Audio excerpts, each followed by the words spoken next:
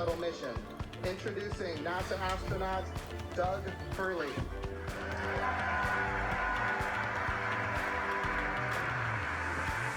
It's a life-changing process in so many ways to fly into space. It's just overwhelming in some respects. Just the sensations, the rumbling, the shaking, the acceleration. My name is Doug Hurley, and I'm the spacecraft commander for the Demo 2 mission to the International Space Station. This will be the first time the Dragon had a crew on board, and so there's a myriad of objectives we want to achieve for this mission. What would work on orbit, what might not. On the space shuttle and the International Space Station, learning those systems. Having launched a couple times on vehicles, the second time was definitely different than the first time. You could feel a little bit guilty of, hey, should I study one more thing, or is there one more piece of information I should get now? For me personally, as on the Perseverance is pretty special. This is a huge accomplishment for an Air Force flight test engineer to be part of the demonstration mission of a brand new vehicle. Without a partner that has that same appreciation, I think it can be challenging for some folks. There's a lot of work and a lot of time that takes away from family that my spouse. Do a readiness poll, as I mentioned. Currently, right now, on other nets, the SpaceX launch director is checking to verify the Dragon team is ready and that the NASA launch management team is ready. They'll come back at about T-minus 47 minutes with instructions to the SpaceX Falcon 9 team to make their final assessments. Then they log into the procedure. It's a little different than the old days where you would hear a go, go, go, position by position, all up and down the row. In this electronic age, everybody just clicks on whether they go or no go. The launch director will then, at T-minus 45 minutes, summarize the end of the poll and will then provide instructions for the team. At the same time, we will begin getting ready for the crew access arm retraction, and we'll show you that on one of the screens that we've got up. Currently, we are continuing to monitor the weather. The weather is still red. It is improving. We're looking at one cell between the radar and the pad.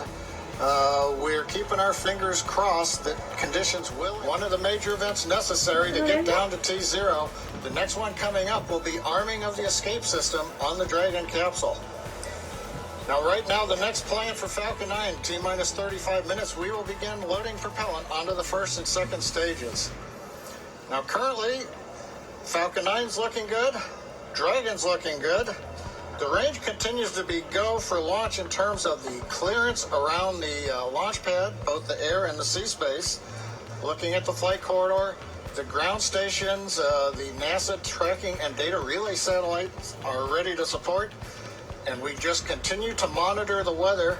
Our team is getting constant updates. We're monitoring weather data sensors around the launch site, looking to make sure that we can get everything into the green position. The one that we're mostly looking at right now is how much rain we're going to get between now and liftoff, whether it's just going to be mild precipitation that's within the rules for loading propellant. That's what the expectation is, but we're going to continue to watch that. Propellant load at T-minus 35 minutes. We should hear the call out on the nets that propellant load has started. So that's about a minute and 13 seconds away.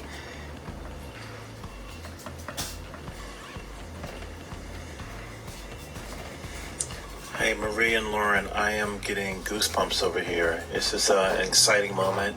When I was sitting in the vehicle, when we retracted everything, when all the prop was getting loaded up, I was just going through my crew notebook. I was thinking about, what my first step would be if there was a malfunction, because usually everything goes nominally when you fly to space, but you have to think about the things that you have to take care of, the first steps you have to take care of. And on my mission, I was calling out the abort calls, like if we had lost an engine, where would we go next, when the different abort calls around the country and around the world. So I think that's what those guys are probably thinking about now, and just really getting ready for this mission to go off.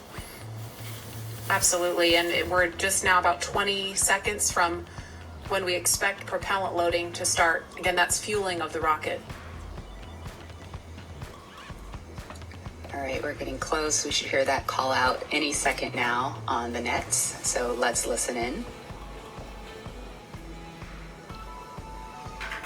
Propellant load has started. Fantastic.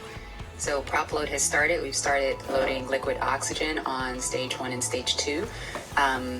And yeah, liquid oxygen and RP1, which is our rocket grade kerosene. So now that we are 34 minutes and 42 seconds away from the first launch of astronauts into orbit from American soil since 2011, we know that the launch escape system is armed, which happened just before fueling. Dragon prop load happened weeks ago, actually just a few miles down the road at what we call Dragonland. And those propellants, which are MMH or monomethylhydrazine, that's our fuel, and NTO or nitrogen tetroxide, that's our oxidizer. Those not only feed the Draco engines that propel Dragon on orbit, but they also supply those 8 Super Draco engines of the launch escape system. So I have one right here, a little model. Oh, it doesn't come off the stand. Don't break it, Lauren. All right, it's very nice. So as you can see, the Dragon is actually broken up into 4 quads, and each quad has 2 of the Super Draco engines for a total of 8 of them. And as I mentioned, they are biprop engines. They have MMH and NTO as their oxidizer.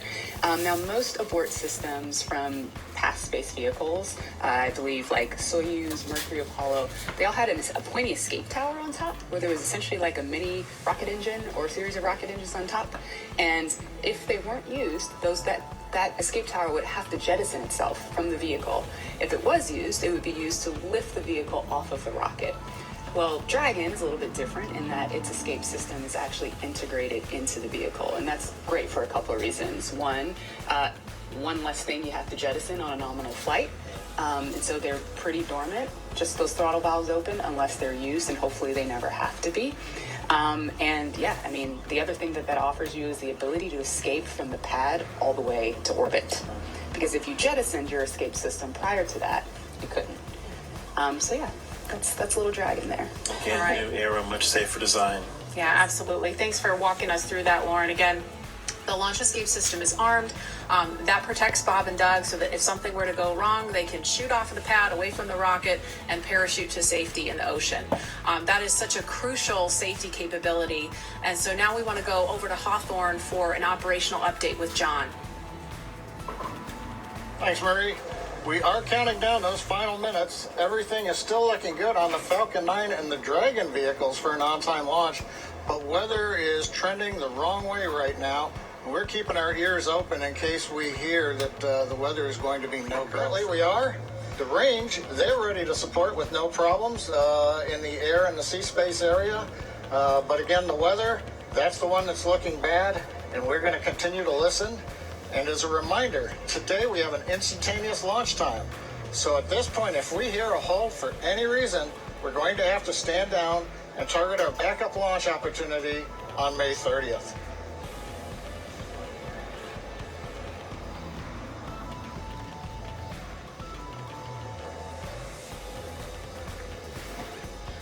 For Demo 2, Bob and Doug's flight to station will take about 19 hours, and their journey is fairly similar to the trip our cargo Dragon makes back and forth to the International Space Station, with 2 noticeable differences: docking and splashdown.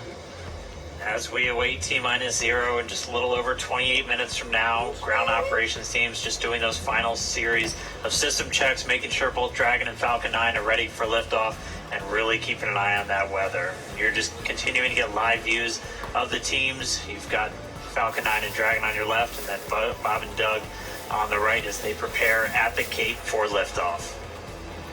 Once we hit T0 and a successful launch occurs, we will watch Falcon 9 and Dragon make their ascent until Falcon 9 and first and second stages separate and send Dragon on its way to the space station. And once it gets on orbit, mission operators will prepare Dragon for on-orbit operations, where Dragon will execute a series of burns that are going to gradually raise its orbit to align more closely with the International Space Station. And you're seeing some of that track in the animation on your screen right now. After doing enough of those burns, they'll put Dragon... Oh, sounds like we're going to get a weather update real quick for the crew. Go ahead, Spacer. Yeah, we're currently just evaluating one constraint, a constraint on the field mill rule, which looks at lightning energy dissipation. We expect to have an update at about T-minus 20 and more information there on whether we would be able to continue into the prop load or scrub at that time.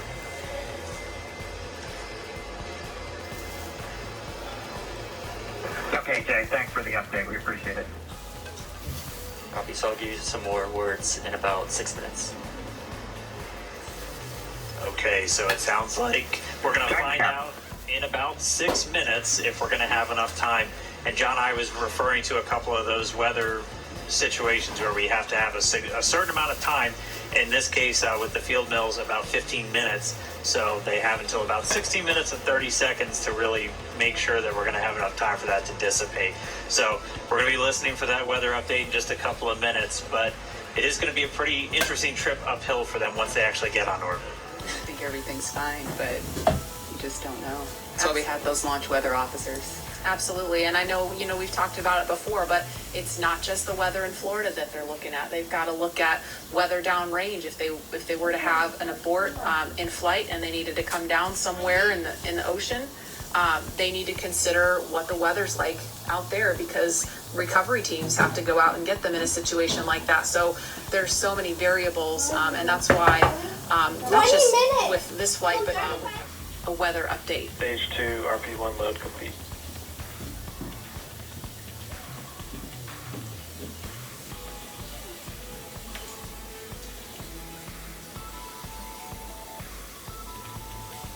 Oh my god, smoking.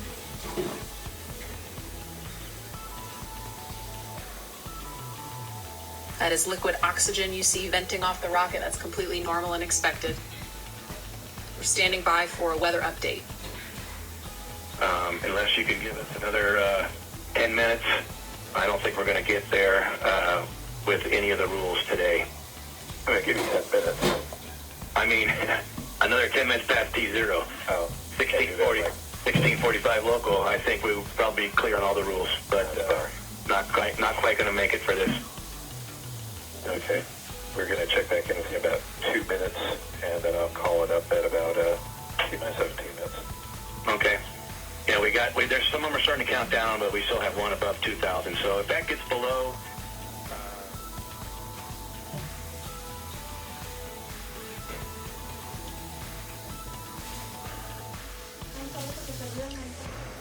.100. It was a good effort by the teams, and we understand, and we'll meet you there. Copy all. We've heard the call from the crew. They have been informed. Launch Director Mike Kaler has called a scrub for the day, and we got the feedback when the Dragon team informed Bob and Doug. They said we gave it a good try, what they understand, and we are here to try another day. So right now we did officially hold the clock. It looks like a T-minus 16 minutes, 54 seconds. The launch automatic sequence that controls the Falcon 9, the loading of propellants, the cycling of valves, that is also stopped. We now proceed into what is a normal scrub sequence for us. We practice this every launch. So now we move into safely taking the propellants, the pressurization gases back off the first and second stages. As things get into a safe configuration, then we will disarm the escape system on Dragon, and we'll bring the crew access arm back around the spacecraft. So right now, we got down to just inside 17 minutes. The hardware was working very well on both Dragon and spacecraft.